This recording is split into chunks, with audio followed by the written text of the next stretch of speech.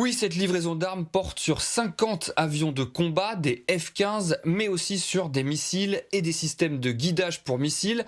Facture totale, 18 milliards de dollars. C'est l'un des plus gros contrats d'armement pour Israël depuis le début de la guerre à Gaza.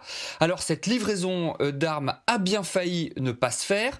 Elle était jusqu'ici bloquée au Congrès.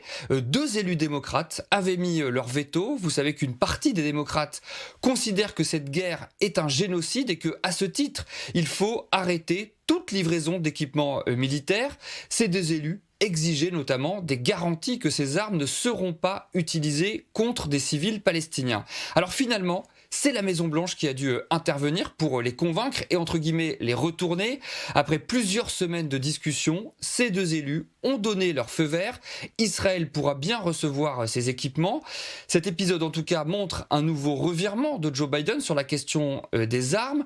Le mois dernier, vous vous en souvenez, le président américain avait lui-même suspendu une cargaison, une façon de faire pression sur Benjamin Netanyahou et d'empêcher une offensive majeure sur Rafah.